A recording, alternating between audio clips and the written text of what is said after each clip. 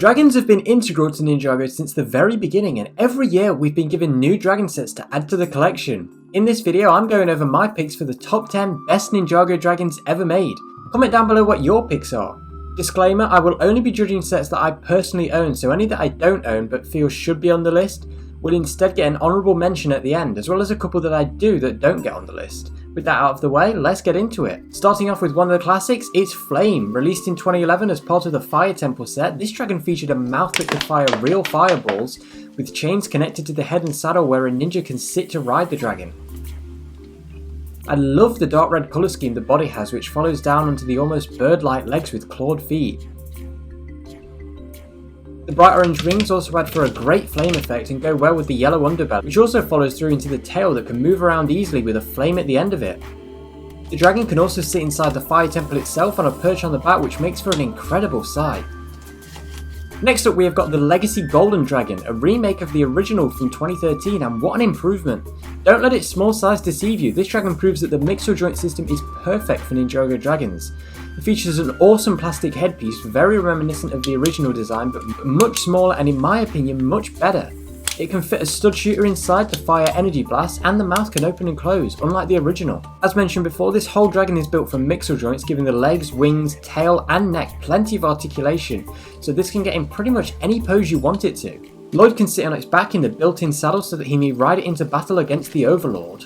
This dragon, released in 2017, was a two-headed fire and water dragon for Kai and Nia. I love the way this is designed with the red and blue intertwining along the black body as the two elements mix together. Each head has a similar design with one fire and one water of course, both with an opening mouth.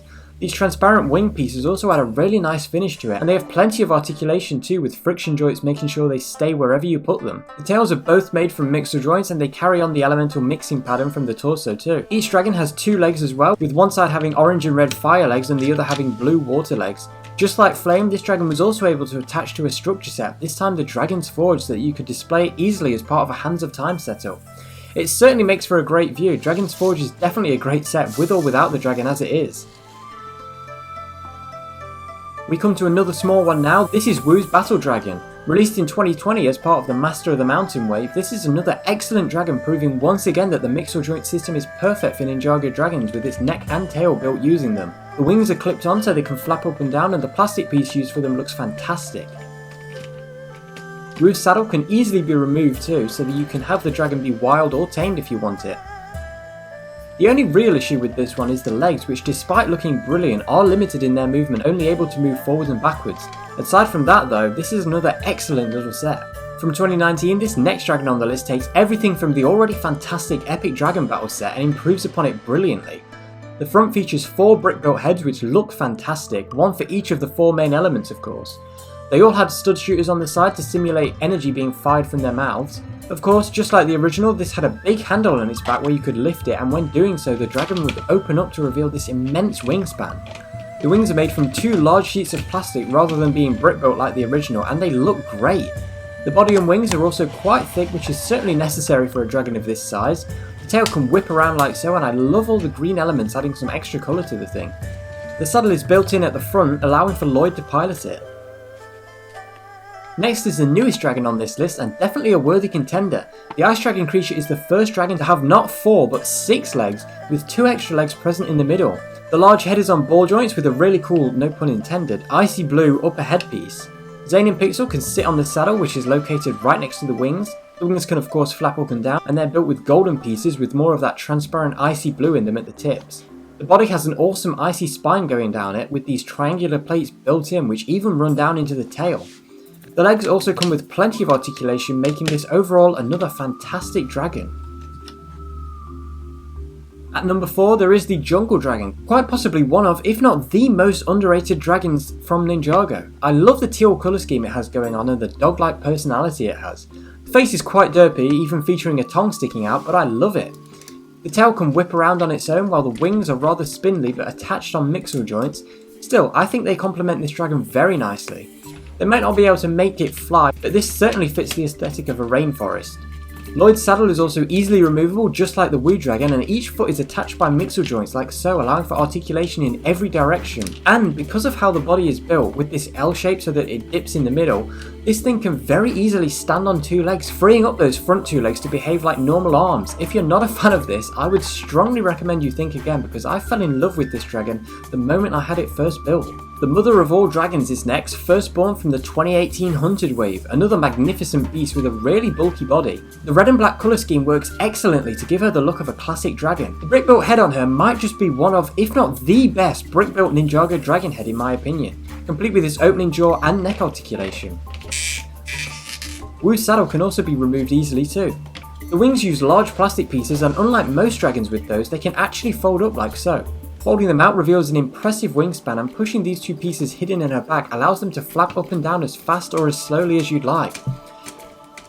She's got a whipping tail and legs on ratchet joints with the large feet at the back and smaller ones at the front. 2018 certainly gave us some incredible dragons like Stormbringer and Slab, but Firstbourne really does take top prize from that wave. After Firstbourne, it's the Morro dragon. The dragon for Possessed Lloyd absolutely looks the part with its dark blue colour scheme covered in bright green.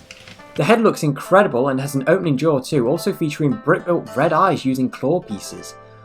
The body has an awesome look to it using all those curved pieces, with the design flowing right into the mixer jointed tail. It even has a hole in the middle for your finger to sit in, so you can easily grab this thing to swoosh it around. The legs are all the same build, just mirrored with ratchet joints connecting them to the body to ensure they stay in place well. And then there's the wings. This was the first dragon released not to have brick-built wings. Instead it has these 2 cloth pieces which just top this dragon off so well, and they're on ball joints so they can flap around really easily. While it doesn't glow in the dark officially, if you have this dragon under certain lighting, as you can see, some parts of it will fluoresce, which just adds so much to the ghostly appearance of it.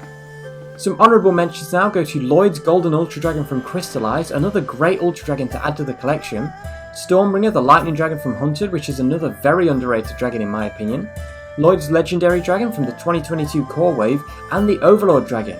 We waited almost 10 years for this one, and while it's not 100% accurate, it's definitely not bad.